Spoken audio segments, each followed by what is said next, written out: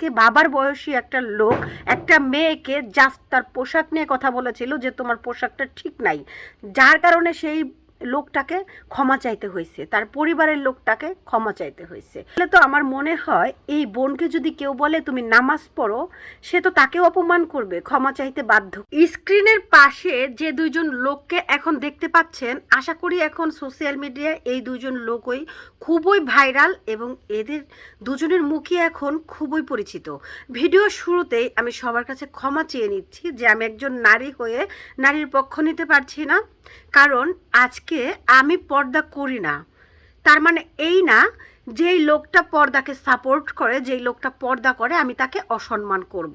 যেহেতু আমাদের ধর্ম পর্দাকে ফরজ করেছে, আমি করি না, এটা আমার দোষ, আমি নিজে করি না, আমাকে অবশ্যই আমি যে ভুলটা করি সেটার জন্য সবসময় নিজেকে অনুতপ্ত থাকতে হবে, পারলে চেষ্টা করতে হবে।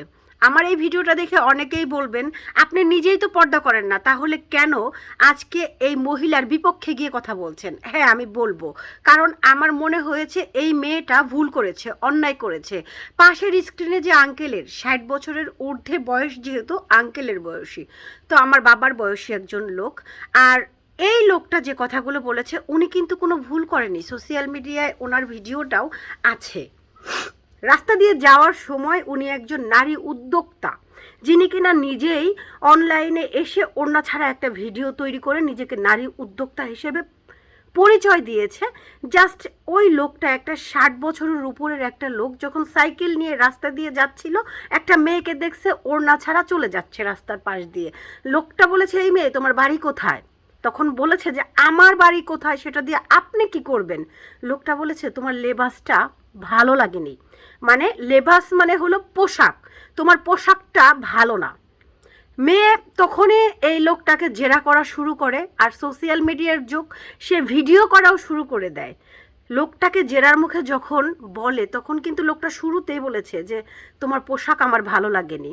হ্যাঁ, আমি যখন পর্দা করব না, আমি যখন উল্টাপাল্টা চলাফেরা করব, তখন আমার বাবার বয়সী যে লোকটা, সেই লোকটার ভালো লাগবে না, কিন্তু হ্যাঁ ভালো লাগবে কার?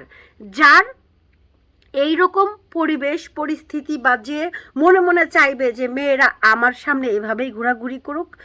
সবার নজর তো খারাপ না। আর একজন বাবার বয়সী লোক যদি আপনাকে বলে যে আপনার পোশাকটা ঠিক নাই, তাহলে আপনি ভালোভাবে বুঝিয়ে বলতে পারেন, তাকে অপমান করতে পারেন না।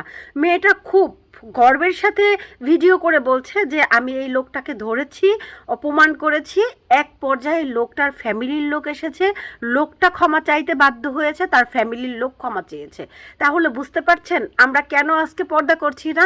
আমাদের সমাজ আমাদের পর্দা না করাই প্রায়োরিটি দিচ্ছে, শিক্ষা দিচ্ছে। আজকে বাবার বয়সী একটা লোক একটা মেয়েকে জাস্ট তার পোশাক নিয়ে কথা বলেছিল যে তোমার পোশাকটা ঠিক নাই, যার কারণে সেই লোকটাকে ক্ষমা চাইতে হয়েছে, তার পরিবারের লোকটাকে ক্ষমা চাইতে হয়েছে। আমি মনে করি, আমি যদি নিজেও পর্দা করি না, সব সময় মাথার কাপড় দিয়েও চলতে পারি না, তবে আমি মনে করি আমাদের সমাজে যদি এই আঙ্কেলের মতো প্রচুর পরিমাণে লোক থাকতো, তাহলে আমরা মেয়েরা কেউ বেপর্দাভাবে চলাফেরা করতে পারতাম না। আজকে আমাদের মানুষ যেভাবে দেখতে পছন্দ করছে, আমরা যেভাবে চলতে পছন্দ করছি, সেভাবেই হয়তো দেখতেও তারা পছন্দ করছে।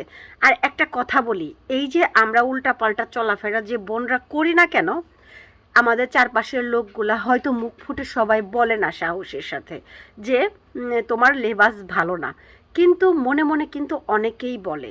তাই আমি মনে করি আমার পাশের স্ক্রিনের যে বোনটা গর্বের সাথে বলছে যে আপনারা 999-এ কল দেবেন, আপনার পোশাককে নিয়ে কেউ কথা বললে আপনি তাকে হেনস্থা করবেন, অপমান করবেন, এই কথাটা যদি আজ আপনার বাবা বলতো তাহলে হয়তো আপনার এরকমটা বলা হতো না। আর আমি বলবো আমি পর্দা করছি না বা করতে পারছি না, এটা আমার ব্যর্থতা। কিন্তু আমাকে যদি কেউ বলে যে তুমি পর্দা করো বা তুমি শালীনতা বজায় রাখো, তাহলে তাকে অপমান করার কোনো রাইটস আমার নেই। তাহলে তো আমার মনে হয় এই বোনকে যদি কেউ বলে তুমি নামাজ পড়ো, সে তো তাকেও অপমান করবে, ক্ষমা চাইতে বাধ্য করবে। এরকমটা আমাদের সমাজে হয়ে আসছে, এটা উচিত নয়। আপনার কি মতামত অবশ্যই কমেন্ট করে জানাবেন।